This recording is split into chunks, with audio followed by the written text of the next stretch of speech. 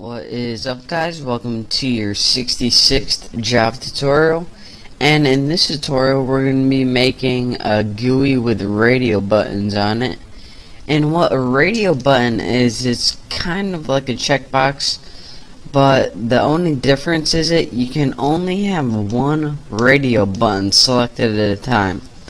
So if you have 4 radio buttons and they're side to side, if one's selected and then you click another one, the other one automatically deselects. And they actually got their name from the old radios, I guess. I don't even know if I was alive during this time, but evidently the old radios, when you pressed one button, all the other buttons would pop out, so you can only have one button selected at a time.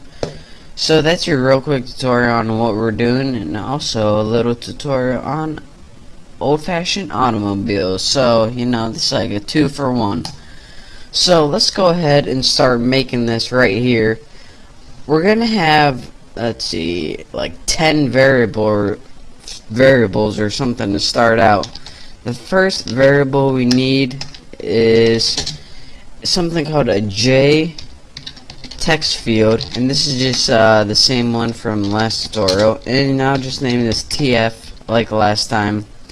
And this is pretty much gonna be the field that stores a text, if you couldn't tell. And next we're gonna have a font variable, and we're gonna have 4 types of font. We're gonna have plain font, we're gonna have bold font, and we'll name that BF, best friend. And we will have another font called italic font, and you can't write if like this because if is a keyword, so you gotta write ITF. That might be confusing, but hey, we'll get through it. And then lastly, we're gonna have a font that's both bold and italic, so I'm gonna put bold italic font, BIF, Biff. It's a pretty cool looking variable, Biff. I gotta name more stuff Biff.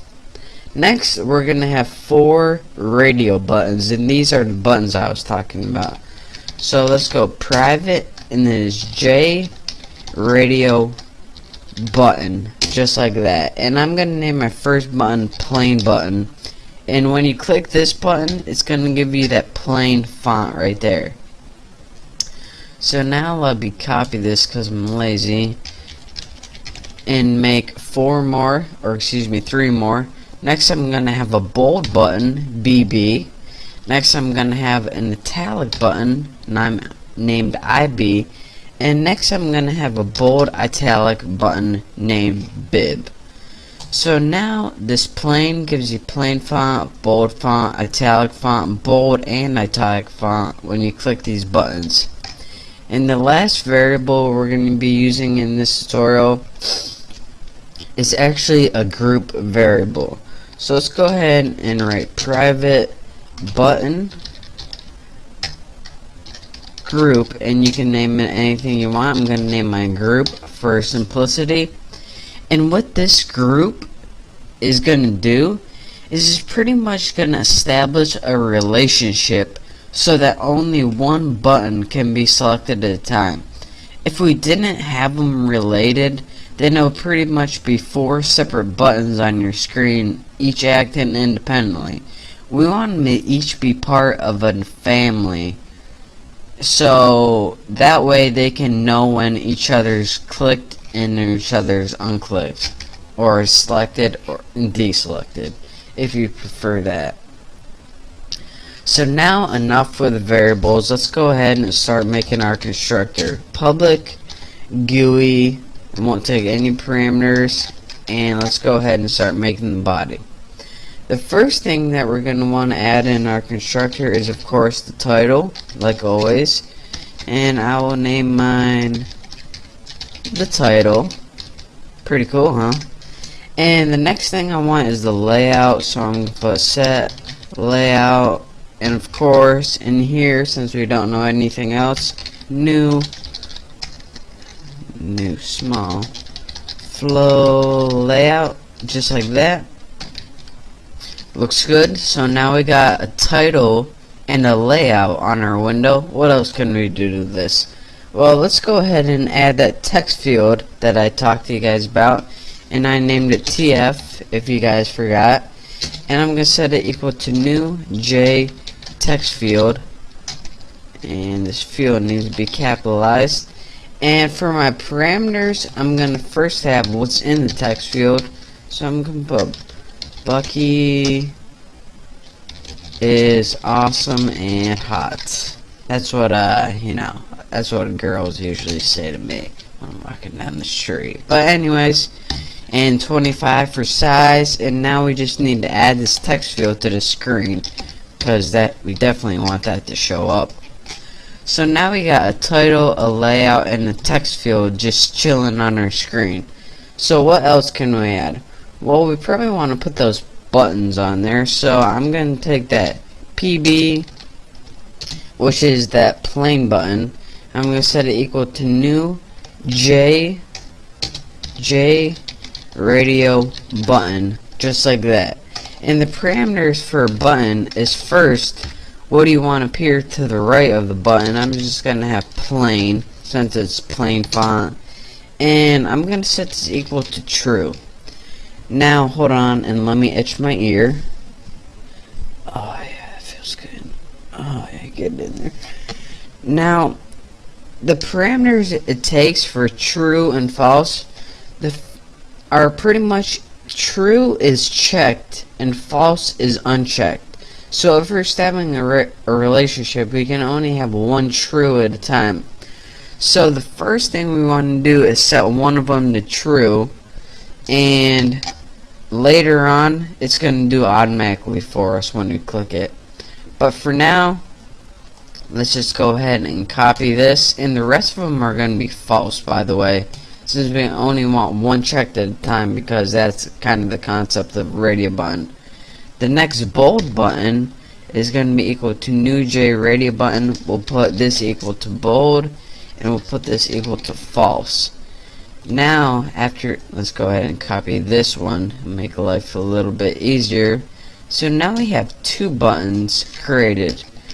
Now let's go ahead and, what do we name this other one? Italic button for IB. Probably should have named it a little more descriptive, but I didn't.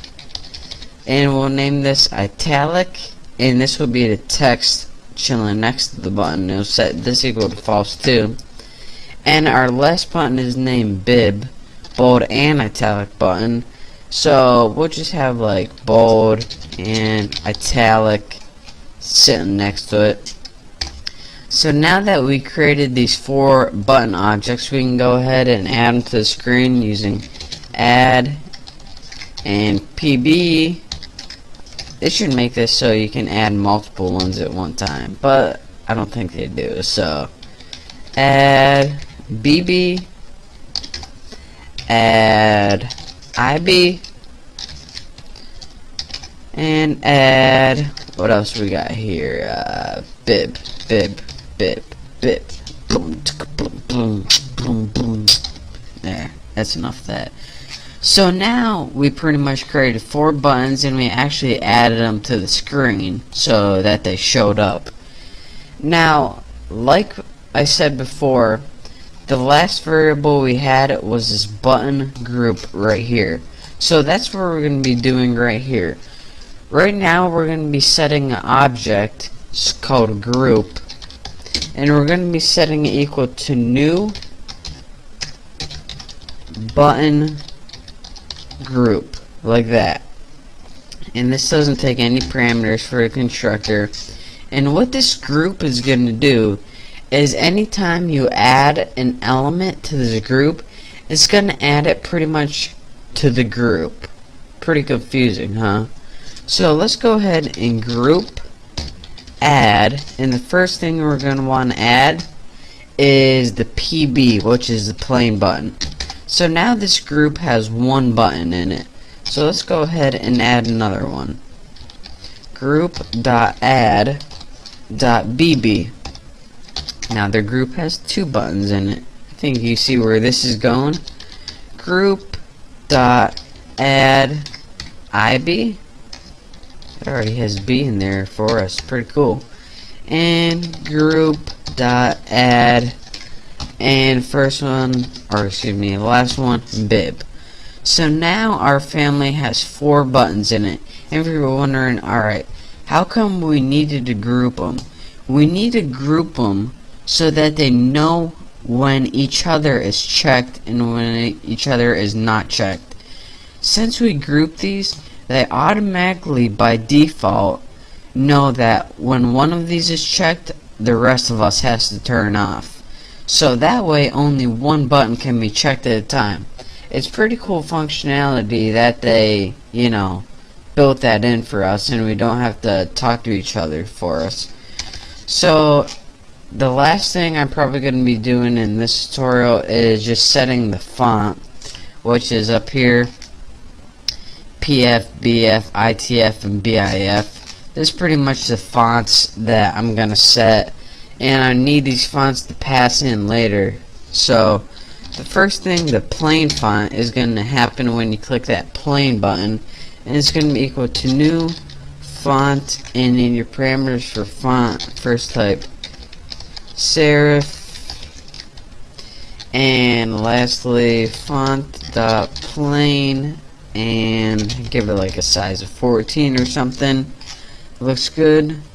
And now let's go ahead and do this for the other one. So there's gonna be, let me think, plain font, bold font, italic font. So plain font, bold font, italic font, bold and italic font. So plain font, bold font, italic font, and BIF. Right? Yep, looks good to me. So now this is going to be font dot bold for the bold. Italic font's going to be italic, and the bold and italic font's going to be font dot bold plus font dot italic, just like that. So now we got our 4 fonts on the screen. Well, not yet, but that's it for this tutorial. So I'm gonna catch up with you on the next tutorial. Don't forget to watch it. Don't forget to subscribe. It's gonna be awesome. It's gonna be amazing. So thank you guys for watching, and I'll see you next tutorial where we will finish this program.